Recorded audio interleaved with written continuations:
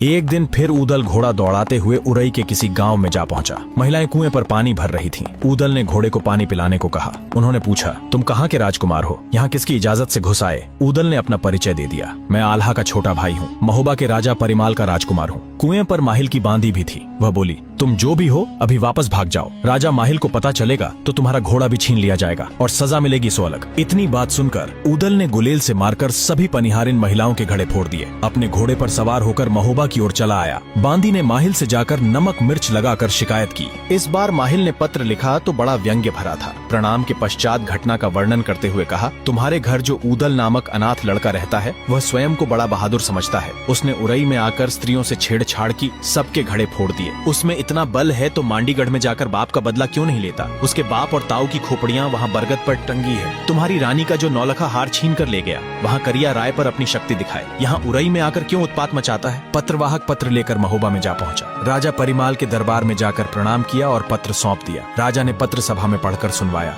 राजा परिमाल ने भी तुरंत जवाब लिखा, माहिल, ये लड़के आल्हा, ऊदल, ब्रह्मानंद, मलखान आदि जैसे मेरे लिए हैं वैसे ही तुम्हारे लिए भी है। जितने घड़े ऊदल ने फोड़े हैं उतने सोने के कलश भिजवा देता हूँ। मांडोगढ़ की बात मत करो। जिस लड़के की शिकायत कर रहे हो वह दस्सराज का ही पुत्र है। यदि वह सुनेगा तो मांडोगढ़ पर अभी चढ़ाई कर देगा। वह अभी किशोर है, जवान होने पर तो बदला लेने जाएगा ही। पत्र को लेकर धामन पत्रवाहक उरई पहुंच गया। माहिल ने पत्र पढ़ा। इस घटना को अभी 3 महीने ही बीते थे कि हिरणों का पीछा करते हुए ऊदल फिर उरई जा पहुंचा। हिरणों के एक जोड़े का ऊदल ने शिकार कर लिया, पर बगिया तहस नहस कर डाली। माहिल के पास शिकायत पहुंची तो माहिल ने तुरंत ही वहां अभय को भेजा। वह जाकर बोला, यहाँ ऊधम क्यों मचा रखा है? जल्दी यहाँ से भाग जा, नहीं तो घोड़े से नीचे गिरा दूंगा। ऊदल को इतना सुनकर क्रोध आ गया। घोड़े से उतरकर अभय के पास पहुंचा। एक दाव मारकर अभय को भूमि पर गिरा दिया, फिर एक झटका दिया और बैंदुल पर सवार होकर हिरणों की जोड़ी लेकर महोबा की ओर रवाना हुआ। माहिल को अभय की बाह टूटने और बगिया को नष्ट करने की सूचना मिली तो उसे भारी गुस्सा आया। माहिल अपनी घोड़ी पर चढ़कर तुरंत महोबा के लिए चल पड़ा। राजा परिमाल का दरबार लगा था। राजा तो माहिल का हाल पूछ रहे थे, परंतु माहिल ने ऊदल की शिकायत शुरू कर दी।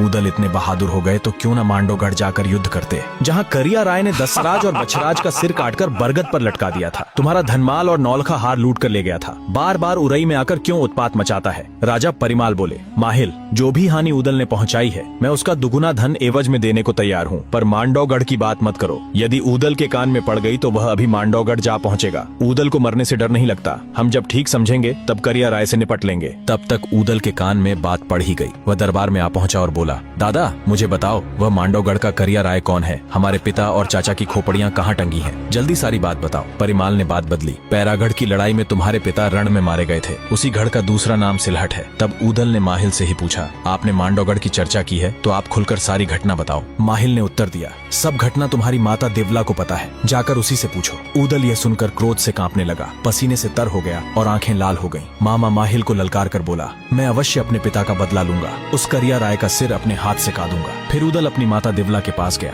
और घटना की सतवाई पूछी। माँ से कहा, सच बताओ, यह करिया राय कौन है? उसने हमारे पिता को क्यों मारा? यदि अपने पिता का बदला नहीं लिया तो हमारे जीवन को धिक्कार है। माता अभी ऊदल को युद्ध के लिए भेजने को तैयार नहीं थी, परंतु ऊदल ने तलवार निकाल ली और कहा, या तो सच बता दो, अन्यथा मैं आत्महत्या कर लूंगा। तब विवश होकर देवला ने बताया, जमवे का राजकुमार करिया राय महोबे पर आधी रात को चढ़ाया। इससे पहले भी वह आक्रमण करने आया था। तब तुम्हारे पिता, चाचा और तालहन ने मारकर भगा दिया था। वह अपनी उसी हार का बदला लेने दोबारा आधी रात को आया और सोते हुए दोनों वीरों को बांध ले गया। अपने यहाँ उनके सिर काटकर बरगद पर लटका दिए। यहाँ से मल्हना रानी के गहने और नौलखा हार भी ले गया। वह राजकुमार नहीं, लुटेरा है, लुटेरा। माता की बात सुनकर ऊदल बोले, मैं अपने पिता और चाचा का बदला अवश्य लूंगा। मांडोगढ़ को खोदकर तालाब बना दूंगा, करिया राय का सिर काट दूंगा, उसका वंश ही मिटा दूंगा। इस पर देवी ने कहा, बात ठीक है, मैं भी यही चाहती हूँ, परंतु अभी घर में बैठो। मांडोगढ़ को जीतने का समय अभी नहीं आया। गढ़मांडो से पहले 12 कोस का बीहड़ जंगल है, फिर लोहागढ़ का भयानक किला है। अभी तुम्हारी उम्र कम है, अनुभव भी नहीं है। ऊदल बोला, जब से सुना है मेरे मन में आग लगी है। जब तक बदला नहीं ले लूंगा मैं आराम से बैठ नहीं सकता। माता दिवला ऊदल को लेकर रानी मल्हना के पास गई और सारी बात बताकर कहा कि ऊदल को आप समझा सकती हैं। मल्हना ने बड़ी चतुराई से ऊदल को समझाने का प्रयत्न किया, परंतु उसने कुछ भी मानने से इनकार कर दिया। तब रानी मल्हना ने विचार किया कि ऊदल को मांडोगढ़ जाने की अनुमति दे देनी चाहिए। फिर तो रानी मल्हना ने अनुमति के साथ विजयी होने का आशीर्वाद भी दिया। फिर माता ऊदल को साथ लेकर आल्हा के पास गई। वहीं पर सैयद तालहन भी बैठे थे। दिवला बोली, आप हमारे जेठ लगते हैं, आपका भतीजा ऊदल हमारी बात नहीं मान रहा, ये मांडवगढ़ जाने को मचल रहा है, आप इसकी रक्षा के लिए साथ जाओ। आल्हा ने भी समझाने का प्रयास किया कि अब भी अनुभव की कमी है, ऐसा नहीं कि पिताओं की तरह हमारी खोपड़ी भी बरगद पर टांग दी जाए। ऊदल ने कहा, अब हम बदला लेने में समर्थ हैं तो क्यों न लें। जहाँ तक मृत्यु की बात है तो जब आएगी तो 7 तालों में भी नहीं छोड़ेगी, और नहीं आई तो कोई नहीं मार सकता। अब जल्दी से कुछ फौज साथ लो और मांडवगढ़ पर चढ़ाई करो। आप में से कोई न जाना चाहे तो मैं अकेला ही जाता हूँ। ऊदल की बात सुनकर मलखान ने कहा, चिंता मत करो, मैं तुम्हारे साथ चलूंगा। फिर ऊदल ने ताला सैयद से कहा, चाचा जी, आपने हमें पाला और संभाला है, आप ही रास्ता बताओ जिससे हम अपने उद्देश्य में सफल हों। ताला सैयद ने उत्तर दिया, बेटा ऊदल, जब तक बनारस वाला ताला सैयद जीवित है तब तक तुम्हें चिंता करने की क्या जरूरत। जहाँ मोर्चा सबसे कठिन समझो वहाँ मुझे लगा देना। अब तो सब उत्साहित हो गए। मलखान ने देवपाल से कहा, मांडवगढ़ जाने के लिए शुभ मुहूर्त का पता करो। देवपाल ने पंचांग उठाया और ठीक समय बता दिया। साथ ही सलाह दी,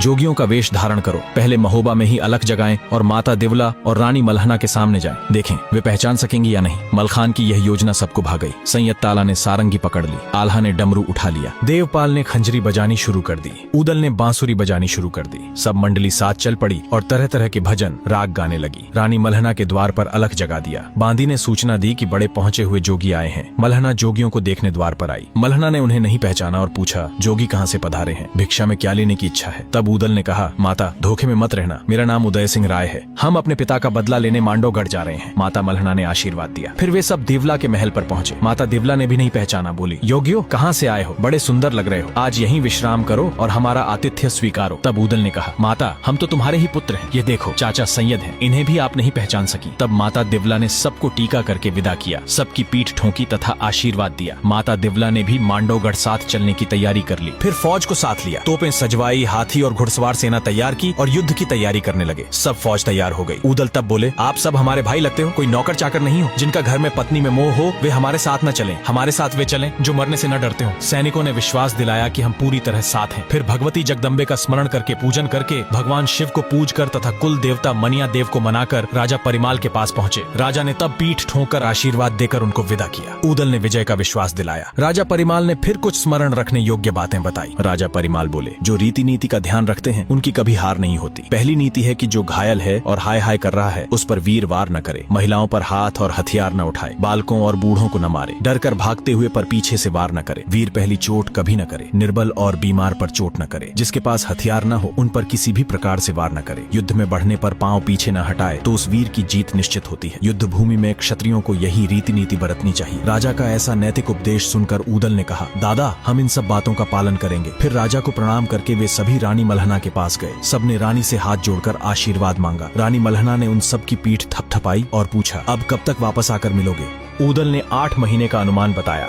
तब माता ने एक बार फिर विजय का आशीष दिया। इसके पश्चात अपनी फौज के पास पहुंच गए। ढोल नगाड़े बजने लगे। मांडवगढ़ के लिए ऊदल की टोली फौज के साथ बढ़ने लगी। ताला सैयद सिंहनी नामक घोड़ी पर चढ़े। उनकी सेना 3 कोस तक फैली हुई थी। तोपें, बारूद, हाथी, घोड़े और पैदल सब प्रकार की सेना जा रही थी। ढेवा ने फिर सगुन पंचांग में देखकर बताया। उनको कहा कि क्षत्रिय वेश उतारकर जोगी वाला चोला पहन लो। 5 योद्धा जोगी बन गए। अपने अपने साज सारंगी, इकतारा आदि संभाल लिए। इसी वेश में बबूल के जंगल को पार किया और फाटक पर पहुंच गए। वहां तैनात रक्षकों ने परिचय पूछा। आल्हा ने उत्तर दिया, हमारी कुटी गोरखपुर में है, अब हम बंगाल से आ रहे हैं, देवी हिंगलाज के दर्शन के लिए जा रहे हैं, जल्दी फाटक खुलवा दो, रास्ते का खर्चा खत्म हो गया है, इसीलिए नगर में भिक्षा मांगनी पड़ेगी। रक्षकों ने कहा, द्वार खोलने से पहले हम राजा की अनुमति लेने हरकारे को भेजते हैं। तब तक जोगियों को द्वार पर ही रुकना पड़ा। हरकारा राजा अनूपी राय के दरबार में गया। हरकारे ने जोगियों की सारी बात कह दी। राजा ने उनको नगर में प्रवेश की अनुमति दे दी। जोगी राजा अनूपी के दरबार में पहुंचे। बाएं हाथ से प्रणाम करने पर राजा क्रोधित हो गया और उन्हें बाहर निकालने का हुक्म दिया। तब ऊदल ने कहा, राजन, दाएं हाथ में माला से राम भजन चल रहा है, उससे भला प्रणाम कैसे करते। राजा की समझ में बात आ गई। राजा के दाएं बैठे टोडरमल ने सलाह दी, साधु संतों से न तर्क करो, न इनकी बद्दुआ लो, जो मांगे देकर विदा करो।